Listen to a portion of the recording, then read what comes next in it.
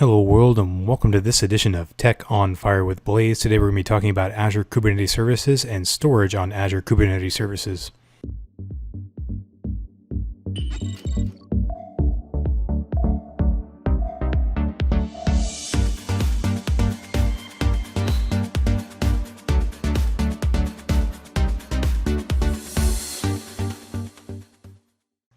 Today we're going to be looking at different kinds of storage available on Azure that can be used with Azure Kubernetes Services, and we're also going to be talking about storage in general as it relates to Kubernetes as well. So the first type of storage that you can use with AKS on Azure out of the box would be Azure File Storage. Now, file storage is provided by a storage account, and it provides an SMB share as a service that you can use on virtual machines on Azure. And with AKS, it basically mounts that file storage onto a Kubernetes node and then provides it as part of the pod's file system that allows the containers in that pod to read and write from that file share that is provided by the storage account. The second kind of storage would be disk-based storage, and this is using Azure virtual hard disks that are mounted as part of a node on Azure Kubernetes Services, and then Kubernetes will then format that disk and then share it to pods accordingly. The third type of storage would be blob storage. Now, blob storage is provided by a driver called Fuse, and it basically gives you a virtual file system on top of Azure Blob Storage, and this option is provided by using the APIs that are available to a Blob Storage account, and then it wraps that up into a driver that is then added to a virtual machine on Azure. Now, these three options do have some different use cases and different trade-offs depending on which one you use. First is performance. When we consider performance when it comes to these three options, file storage is going to be medium to high, and it's generally going to be a higher latency than what you would expect from something like disks, but it's going to be decent enough because it's using block level manipulation of files, and it's a full-blown driver for a network-based file system, so it's not trying to provide some kind of abstraction like blob storage does. Rather, it's providing a generally available first-party storage driver on top of a file system that's designed for network-based file storage. So you can get some pretty decent performance out of file storage depending on the tier you choose, as well as the nature of the application that's going to be using it. Disk-based storage is generally going to be very high performance storage because it's using a disk as the underlying mechanism to actually do the file I/O. So you generally get better latency, better IOPS through the disk, as well as you get better read and write speeds depending on the disk that you choose to underscore whatever application it is that you're using. Now, blob storage tends to be low because it is a virtual file system that is being abstracted on top of blob storage and is providing APIs to that blob storage driver, and this one is really not conducive for high performance applications because of that. So the supported operating systems that each of these supports is going to be different depending on which one you use. The first two support Linux and Windows, so you can have file storage on Linux and Windows because there's available drivers for both of those. Disk storage would be also available to Linux and Windows containers as well. Blob storage is only available to Linux. That's because Fuse, the underlying technology for the blob storage on Linux, is a Linux-only technology. As far as use cases go, file storage is generally used for shared data. So if you have an application that needs to write things to a share that is shared among multiple instances of that application or other applications for that matter, file storage would be the way to go for that kind of shared data experience. So you're writing maybe a common log file, maybe you're writing out reports, or you're writing out some kind of drop file that needs to be picked up by another part of your application or something like that. Disk-based storage is generally best for app data, so this would be something that you want to use for databases that are running on AKS. You want to put the data onto a disk-based storage and let the database itself manage the reads and writes into that disk, and this provides better throughput, but it also provides the application data that is being utilized by a single application component rather than a shared data, which would be something like you might get in file storage. Now, blob storage would be something that you might want to use for something like static files. And the reason why is because the way that Fuse does this is it takes a static file, copies it to a temp folder, and then does operations on that, and then writes it back to Azure Blob Storage, because blob storage, to do a lot of random reads and writes across blob storage would be rather painful without that swapping into temp files and then back to the blob storage account. So this is very useful for things like static files. So maybe things like static files being read from a content folder, configuration files, things like that. And because it's only available to Linux, you wouldn't be able to use it on Windows applications running on Windows containers. Now, the last thing we need to talk about would, of course, be cost. File storage is going to have a very elastic cost depending on, one, the amount of storage used, and two, the tier of storage that you use, and three, how much redundancy you build into that. So at bare minimum, if you just have a very lightweight load running on file storage, it can be very cheap, and especially if you're not doing any kind of geo redundancy on that file storage. But it can also be very expensive if you have a lot of storage in that file storage account. It tends to be very scalable and very elastic because of the nature of file storage, and the billing model is such that you pay for as much as you use and no more. So you can really get some really dynamic pricing on file storage, especially if you have a small load for cheap storage, or you have a lot of data for very expensive storage, and then you double that if you have redundancy built into that. Disk-based storage can be medium to high depending on the nature of the disk that you use, because with a disk on Azure, you either pay for the disk whether you utilize all of the disk or you use none of the disks. So I wouldn't put this in the low price category, because generally speaking, you want to plan your capacity for your disk in accordance to the application that's going to be running on top of that, and the amount of storage you stick into that is really going to be a static asset until you either resize the disk or you scale up that disk accordingly. But a minimum disk is going to have a minimum footprint, probably measured in multiple gigabytes. So off the bat, you're probably going to have more costs associated with using disks on Azure than you would if you were using something like file storage or blob storage. And blob storage is generally going to be the cheapest option, mostly because blob storage compared to file storage is cheaper, but the trade-off again is that it's low performance and it only supports Linux. But even so, if you have the need for these kind of static file uses or what have you, blob storage is going to be an appealing option for using Fuse, the Fuse driver on top of Linux nodes running on AKS, and it's generally going to be, again, very cheap to use because blob storage is the cheapest option on Azure. For our demo today, we're going to be looking at blob storage, disk storage, and file storage, and the YAML files associated with that. And then we're going to deploy these to a Kubernetes cluster on Azure, and I'm going to use my Commander Keen container to install and save games to it, and then save my high scores and all that kind of thing onto these various kinds of storage that I'm going to be talking about. The first one I'm going to talk about is file storage, and Azure File Storage is, as we mentioned, an SMB share. So when we talk about storage, we can do it two different ways. There's something called a persistent storage, and there's something called dynamic storage. I'm going to be using persistent volumes today to demonstrate these kinds of storage on Azure. And when we define a persistent volume on Kubernetes, what we're really defining is the parameters we need to connect to that storage. And here I have it defined as a class driver. So the first thing I need to tell Kubernetes is what kind of storage am I dealing with. And here I'm using Azure File Storage, and that defines the driver that Kubernetes will use to actually connect to the storage options behind the scene. And then the Azure File Storage parameters are defined here. Now with Azure File Storage, I need to define the storage account and the way I'm going to connect to that. And I do that by way of a secret. And a Kubernetes secret is basically a store credentials or secrets on Kubernetes that is secured using certificates or hashes and that kind of thing.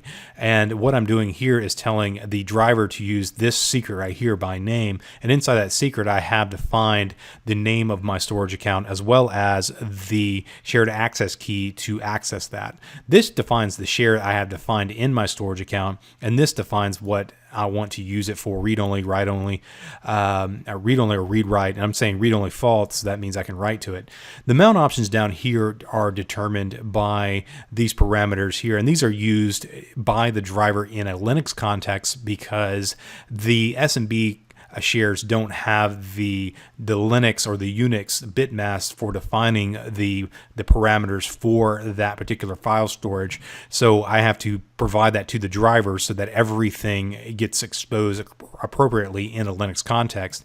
And so everything will be defined using this bit mask for a directory, this one for file access, and then this will be the user ID and the group ID that get assigned to that storage in a Linux context. On Windows, this doesn't really matter because SMB is a Linux native file sharing technology, while on Linux it's not. So you have to provide these to the driver so that it will expose it appropriately. And once that's said, this will define the connection. Now, once the connection is defined by the persistent volume, I can provide what's called a persistent volume claim. And this is really where I define how I want to utilize this inside of my pods. And so this is right here, I'm providing a persistent volume claim called Azure, and it's pointing to this persistent volume down here. And this basically defines the parameters that I want to use inside of my pod, which is really mounted as a volume. And I'm basically telling it I just want to have 5 gigabytes of storage for my application. Using this claim, I can have multiple persistent volume claims against a single persistent volume, though.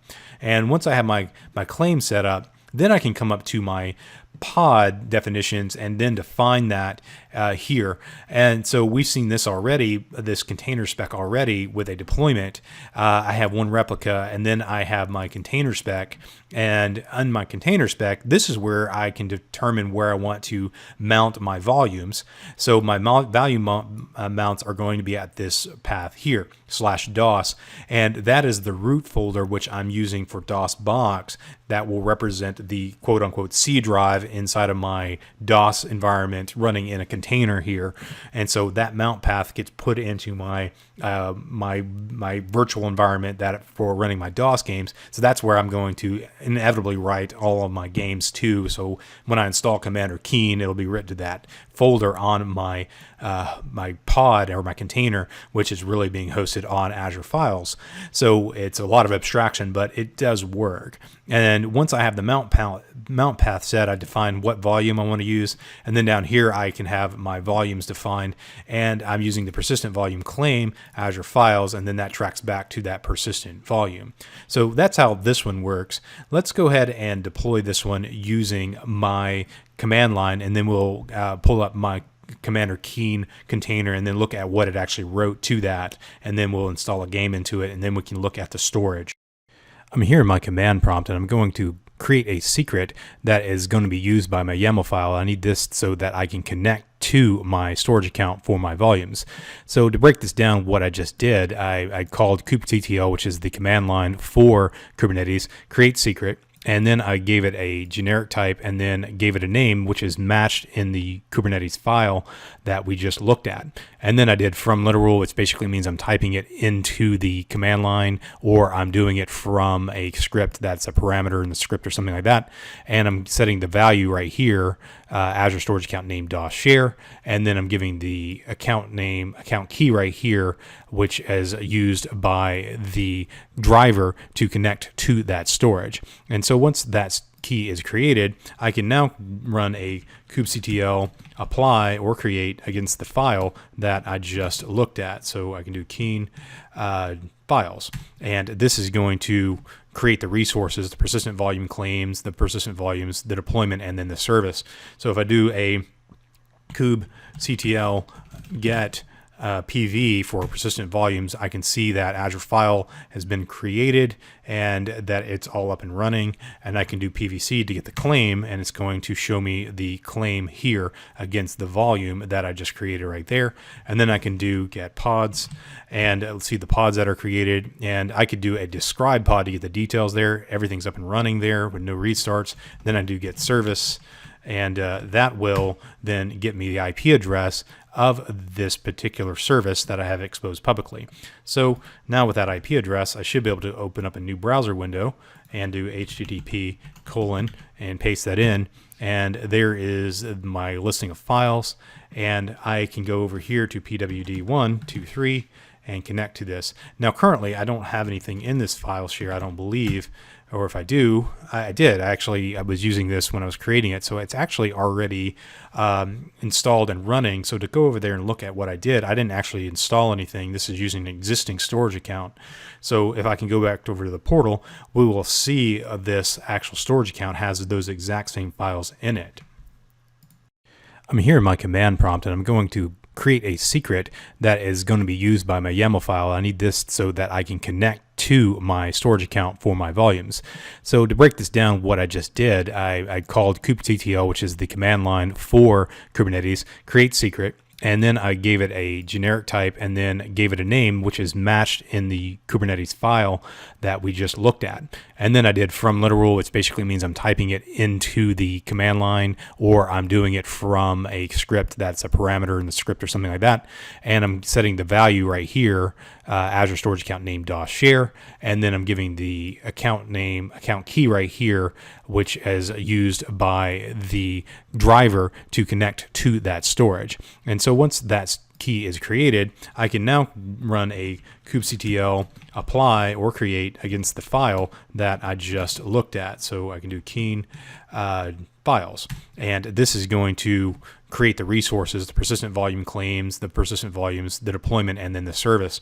So if I do a kubectl get PV for persistent volumes, I can see that Azure file has been created and that it's all up and running, and I can do PVC to get the claim, and it's going to show me the claim here against the volume that I just created right there.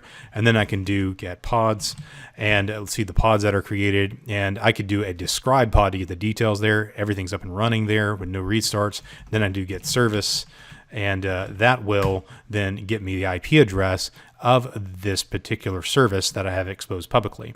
So now with that IP address, I should be able to open up a new browser window and do HTTP : and paste that in. And there is my listing of files, and I can go over here to pwd123 and connect to this. Now currently I don't have anything in this file share, I don't believe, or if I do, I did. I was using this when I was creating it, so it's actually already installed and running. So to go over there and look at what I did, I didn't actually install anything. This is using an existing storage account. So if I can go back over to the portal, we will see this actual storage account has those exact same files in it. I'm here in my storage account, and I have containers, file shares, and so on. I'm going to go into my file shares where this one is defined, and there's the name of that file share. The storage account is also named .share, but I called the actual share I created .share. And if I come in here, I can browse the contents of this particular share, and notice it's the exact same thing as what I had whenever I was running my little DOS prompt there. So it's got the keen folder, then the installers for that. And if I was to run remove the installer here, if I did DAL, maybe install.exe to remove that file, then come back over here and refresh this, it's gone. So you can see I'm doing file operations against this particular file share here. And just so that we can play a little command or keen, I can go cd keen and then run keen 1 and then start my game. And this is actually loading it off of that file share that we have on Azure, on side of Azure right here. And so anything that I'm doing against the game, my high scores, my save games, all of that is going to be right here inside of this particular folder. And so if I want a new game, I can do this, and let's say I go escape and go to title screen. It's going to say game over, something like that. If I go to, there's my high score file, and then that's all stored in that folder that we just looked at. Now I'm here back inside of my text editor, and I want to look at disk storage in this particular demo. And this particular one is using a persistent volume claim, but I don't have a persistent volume set up here because I'm using dynamic volumes in this demo rather than statically defined volumes as what we saw with a persistent volume that was created. So with this, whenever I create the pod itself, it will actually create an Azure disk and mount it into the actual virtual machine on the fly rather than actually doing that prior to actually running this, because it's using dynamic volumes instead. So rather than define that volume a priori, I'm just doing it on demand. So with this, I'm basically just telling it to create a persistent volume claim, and I'm telling it to use a storage class driver of Managed Premium, which basically says use Managed Premium disks under Azure Storage. So that would be an SSD class rather than an HDD class. You can use the standard disk as well on Azure Disk for Kubernetes. So with this, very similar to what I saw otherwise, I can come up here and look at my volumes definition, my container definition, mounting it to the exact same spot, and here's my volume that is declared against a persistent volume claim. So with this, let's go to the command line and deploy it. I'm here in my command prompt again, and I'm going to simply use kubectl to create the resources on my Kubernetes cluster using apply. And I don't need to create a secret simply because I am using a service principal to do this, because I'm using dynamic volumes. So I just put in the name of that YAML file, and that will actually create the resources. And behind the scenes, Kubernetes is going to create that volume on Azure and then mount it into a node and then put it into my pod respectively. And behind the scenes, the service principal is what has permissions to do that. So that's the automation that Kubernetes has on Azure for creating resources simply by using dynamic volumes with the Kubernetes cluster. I don't have to manually create any of those disks or anything like that.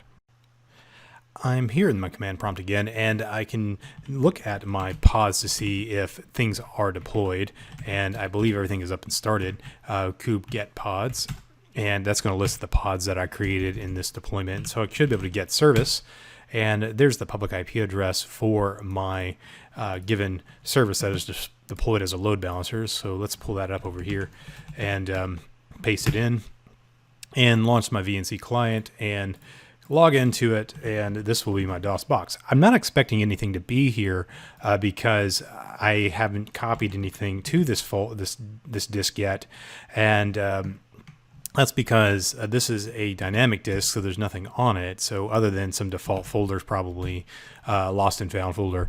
So to do that, I'm going to come back down here to my command prompt and go cd dot slash demo1, and then go back to the place where my source folder for my install files are. So if I go cd keen here, I should be able to see the install files for the game I want to install. So I'm going to copy this folder up. So I'm going to use a command called kubecp. But before I do that, I need to get the name of the pod, which I just saw a minute ago, but I'm going to do it again.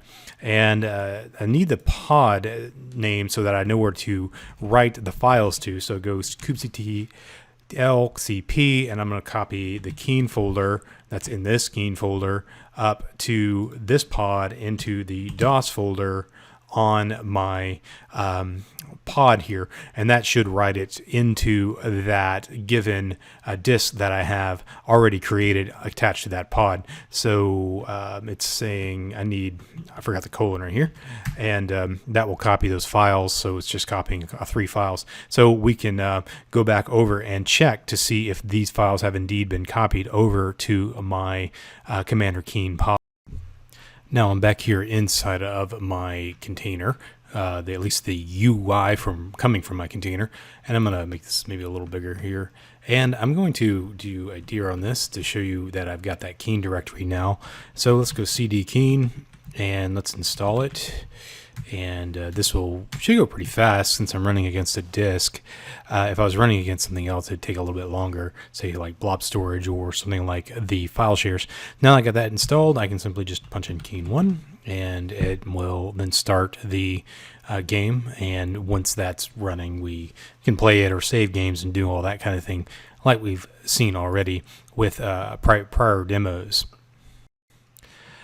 Now here in this YAML file, I have the parameters defined to use blob storage by using blob fuse, which is the driver for connecting blob storage as part of the file system on a Linux box. And you can see here that I have defined a persistent volume that we've seen already. And this one uses the persistent volume flex volume driver. So the driver is Azure Blob Fuse right here, and it gets the credentials for my storage account by using the Blob Fuse credentials stored in this secret, which you've already discussed. And these are the various options for mounting that. The container is important because that tells the driver which container I'm using inside of my storage account. That's not to be confused with the container running in a pod. That's a container in the storage account for where I want to read and write files from. So in this case, I'm using a DOS games container in my blob storage account that is referenced here in this secret. And everything else looks pretty much the same. I have my persistent volume claim here, and then I have that map to the same volume mount inside of my container right here, and there's the volume as defined against the persistent volume claim, which we've already seen. Now that I have built the YAML file, there's a couple things I need to do in the command line to prep a Kubernetes cluster to use blob storage with this. And the first thing I need to do is install the actual driver for this, because it's not installed by default on Kubernetes services. It's still in preview at this point, so you need to install it from the GitHub repo, and you can simply do that by running the YAML file for it from a URL. So I can run this right here, and I've actually already run this, so it's going to say it's unchanged, but you can see here that this is actually doing an apply from this URL, and this is just a YAML file in the GitHub repo, and I'll link that in the video description below on the instructions on how to do this on a Kubernetes cluster. And the second thing I need to do is create another secret for this particular driver, and I can do that simply by creating it using the same command that we saw earlier. It does look a little different where I have account key defined there and account name defined here from literal. As we've seen already whenever we created our other ones, the syntax is a little different, but basically the same properties are there that we've seen already from our previous example when we looked at Azure File Storage.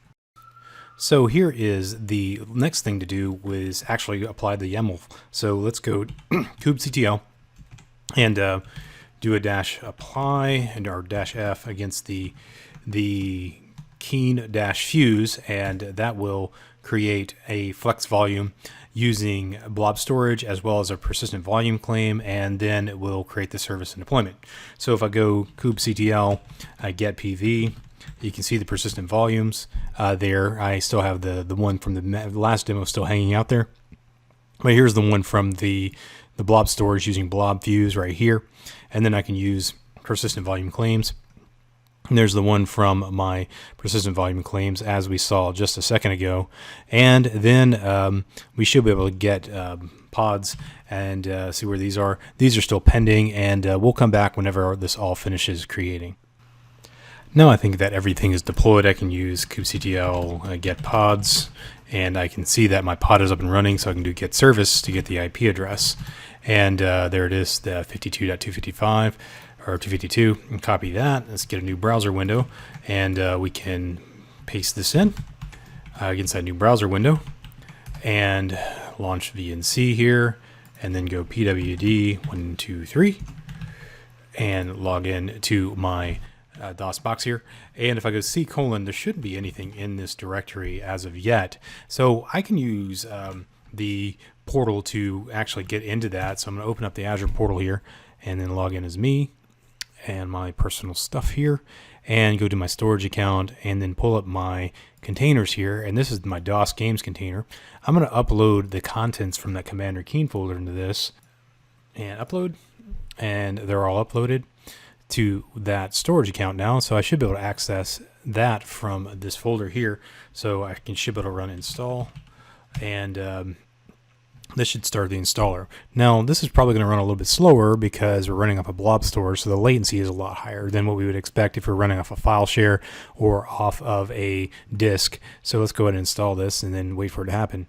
So we can already see that it is taking a little bit longer, and it's because the latency on blob storage is a lot more than what you would expect if you were running this using something like a disk or the file share from the file storage as well. So this is, again, a low cost option, but it is good for a lot of static kind of content, and it works fine for this use case as well, because Commander Keen was written back when hard drives are slower than accessing something through file storage was, and we had to install it off a floppy disk onto a C drive that was a mechanical hard drive.